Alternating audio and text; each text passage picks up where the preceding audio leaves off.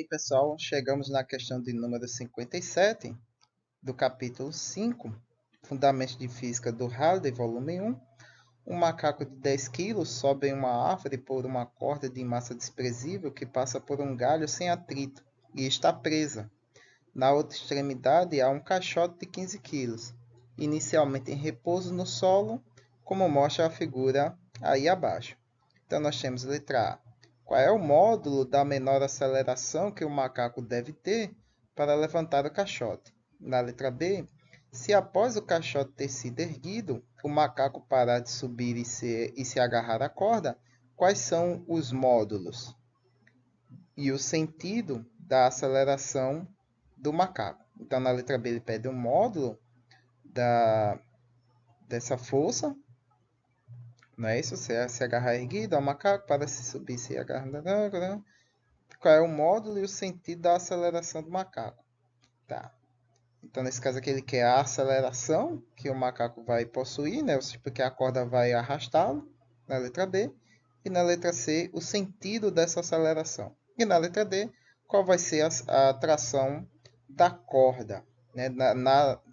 Na situação em que o macaco se agarra à corda e deixa o sistema se mover, já que a caixa estava erguida. Então, aqui na animação, o caixote vai subir muito, né? Mas, na verdade, a questão só diz o seguinte: para deixar ele suspenso no ar. Não tem mais contato com o chão. Então, ou seja, não vai haver mais a, a resultante entre a superfície de contato e a força normal, né? Esse par, ação e reação. Então, ele quer uma aceleração mínima que o macaco tem ao subir a corda. Então, isso vai resultar numa força que vai fazer com que o caixote fique suspenso. Então, qual é esse valor mínimo de aceleração de subida na corda pelo macaco? Então, vai fazer com que a corda deslize na direção do macaco e levante, por consequência, o caixote. Aqui eu fiz de forma bem exagerada, mas a situação pede somente para que o caixote não tenha mais contato com o chão. Quem já brincou de subir corda, coisa assim, já percebeu que numa situação parecida como essa, não sei se alguém já passou por essa situação, eu já brincando com os colegas na adolescência, que a partir de uma certa força que você faz quando sobe, você tem uma força mínima em que a corda ela se mantém estática, né? Ela não vai deslizar. Mas se você tenta subir com uma velocidade maior, né? Ou seja, com uma aceleração implicando mais força, a corda vai deslizar pela polia. Nesse caso aqui, quem faz o papel da polia, entre aspas, né? É o galho da árvore, né? No qual a corda está apoiada. Então, eu já meio que já passei por uma situação parecida com essa. É que, dependendo da aplicação da força, o contrapeso do outro lado pode subir, né? Ao invés de manter a corda fixa para que você suba nela tranquilamente sem que ela se deslize. Então, vamos fazer aqui a análise das decomposições das forças. Então, nós temos para o macaco o peso do macaco. E nós temos aí a tração na corda, né, que é exercida já por conta do peso do macaco. Do outro lado, o peso do caixote e a tração da corda que sustenta o caixote. Lembrando aqui que não há força normal, pois nessa situação o caixote está suspenso devido à aceleração do nosso macaco ali do outro lado da corda. Então, nós temos letra A, né? Qual é o módulo da força da aceleração que o macaco deve ter para levantar o caixote? Então, vamos lá. Na análise do macaco, nós temos que a força resultante atuante sobre o macaco é a tração menos a força-peso. Então, nós vamos analisar aqui como sendo positivo o sentido da direção da força de tração ali no referencial do nosso macaco. E na parte do caixote, nós vamos ter o seguinte, que a força resultante sobre o caixote é a força de tração menos a força-peso do caixote. Só que nesse caso aqui, como o caixote vai estar suspenso, lembrando, né, para que alguém não se pergunte aí, peraí, por que a resultante vai ser nula? Né? Porque lembre-se, é só a aceleração para exercer uma força suficiente para manter o caixote suspenso. Ou seja, ele não vai continuar subindo, entende? A questão ela pede o seguinte, que essa aceleração vai produzir uma força resultante que vai fazer com que o caixote fique suspenso, não tenha mais contato com a superfície, mas ele não vai ter um movimento depois disso. Ele vai só ficar suspenso ali naquela posição parada. Quem continua subindo é o macaco. Então, no ponto de vista, a gente vai ter uma aceleração resultante no ponto de vista do macaco, mas no ponto de vista do caixote, a aceleração resultante vai ser nula, porque ela só foi suficiente para fazer o caixote ficar suspenso, mas não para fazer ele subir, entendeu? Então, levando em consideração que essa aceleração é constante, então no start inicial, o caixote fica suspenso, o macaco continua subindo, mas o sistema agora não se movimenta, né? O sistema que eu digo ali, a parte tração da corda e a caixa. E o macaco vai subindo na cordinha. Então, ele vai tendo essa aceleração que vai produzir esse efeito. Então, lembre-se dessa explicação. Então, nós temos o seguinte, né? Que a força de tração é igual à força peso do caixote. E como nós temos a força de tração lá na nossa primeira equação ali, né? Em relação ao macaco, e a força de tração é a mesma, né? Porque você está ali com ação e reação. Então, a força de tração atuante sobre o macaco é a mesma atuante sobre o caixote. Lembrando que a corda é um objeto único. Então, nós podemos substituir ali a força de tração pela força peso da caixa na nossa primeira equação. Então, nós temos que a força resultante vai ser igual à diferença da força peso do caixote menos a força peso do macaco, pois ambas estão, embora elas estejam apontando para baixo, mas observe o sistema como um todo. A força-peso do macaco puxa a corda para um lado e a força-peso da caixa puxa a corda para um outro lado. Embora as duas sejam para baixo, né? Mas no ponto de vista da corda, né? Ela está sendo esticada, né? Porque tem alguém puxando de uma ponta e o outro puxando de outra ponta. Né? Pega esse referencial.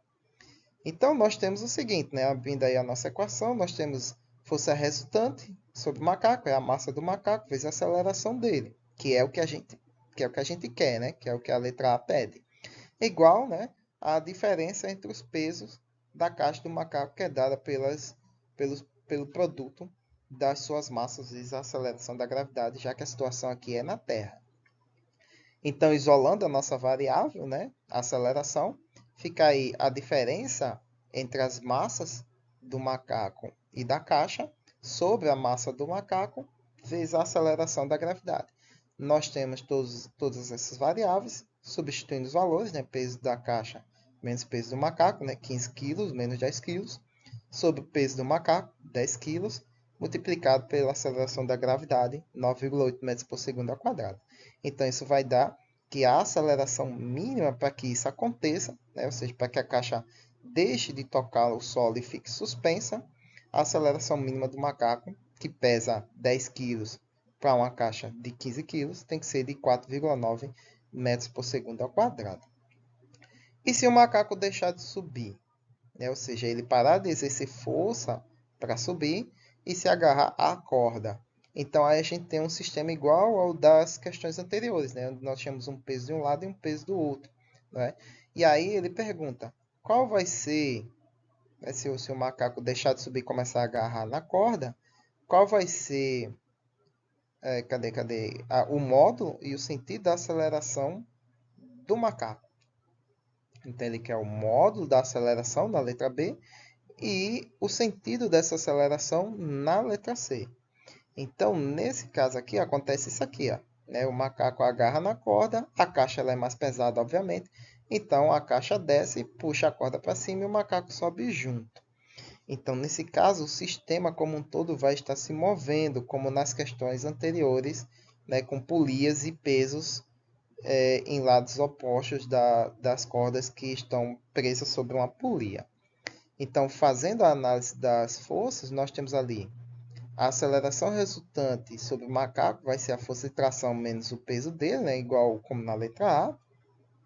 E aí a mesma coisa para a caixa. Só que nesse caso agora, há uma aceleração do sistema como um todo, né? Então, não vai ter aceleração resultante nula, né? Que a caixa vai descer e puxar toda a corda e o macaco, como está agarrado, né? Não fazendo movimento nenhum, ele sobe junto com ela.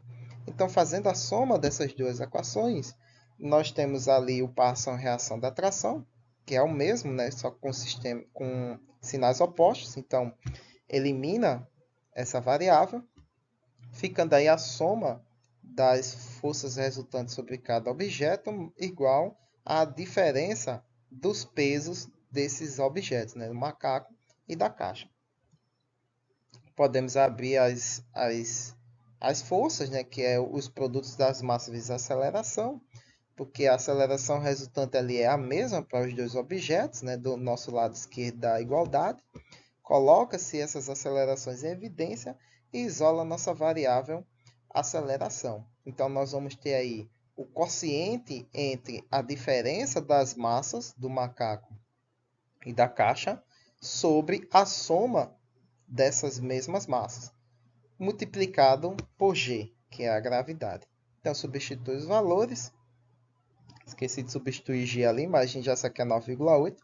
Então, o macaco aí vai subir com uma aceleração de 1,96 metros por segundo ao quadrado.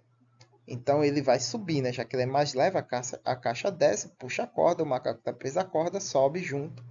Né? Já que a caixa desce, o macaco sobe. Então essa aceleração é para cima, né? Ou se você preferir de forma mais cool, por falta de palavras, né? Sobe no sentido positivo do eixo Y, ou está apontada na direção positiva do eixo Y. Na letra D, ele pede a força de tração da corda. Nessa situação aí, em que a caixa, o macaco para de se mover e o sistema começa a se mover por conta do peso da caixa, arrastando o macaquinho para cima com a corda. Então, aí, o que é que você faz? Pega qualquer uma das duas equações, né? Já que a gente já tem a aceleração resultante do sistema, e você tem os pesos tanto da caixa quanto do macaco, então qualquer uma equação aí vai servir. Eu vou pegar o da própria caixa, né? Então tem a aceleração resultante da caixa é igual a força peso da caixa menos a tração. Nesse caso aqui, eu peguei a equação 2, né? Ali do nosso sisteminha. Então, isola a nossa variável força de tração e, né, substitui ali os valores. Perdão aqui, pessoal, acabei de notar um erro. O erro foi aqui, ó.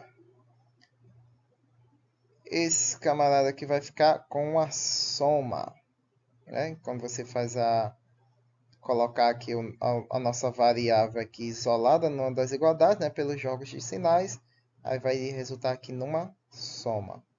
Aí aqui eu tinha colocado uma diferença.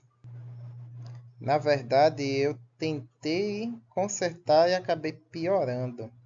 Na verdade, aqui não é uma soma. Aqui não vai dar uma soma, vai continuar uma diferença mesmo. Tá correto aqui. Foi aqui que eu escrevi errado. Aqui é que é para ser a diferença. Então esquece aqui é uma diferença mesmo. E aqui foi onde eu errei, que é uma soma. Eu botei soma, mas é a diferença. Então substituindo os valores, mas aí embaixo eu escrevi correto, olha aí. Eu devia ter continuado para depois ver que eu passei certo. Então você tem aí a diferença, né? A massa do macaco 15 kg vezes g, menos a massa da caixa, vezes a aceleração aí resultante, né? Que é de 1,96 metros por segundo. Então isso vai dar aí uma força de tração sobre a corda de 117,6 newtons. Muito bem, pessoal, teve esse pequeno errozinho, né? Em uma questão ou outra aparecem esses erros bobos de sinais, mas espero que não comprometa aí nada na compreensão da questão. Mas qualquer coisa, críticas, dúvidas e sugestões aí na caixa de comentários. Curtam, compartilhem, espero que tenham gostado e até a próxima questão.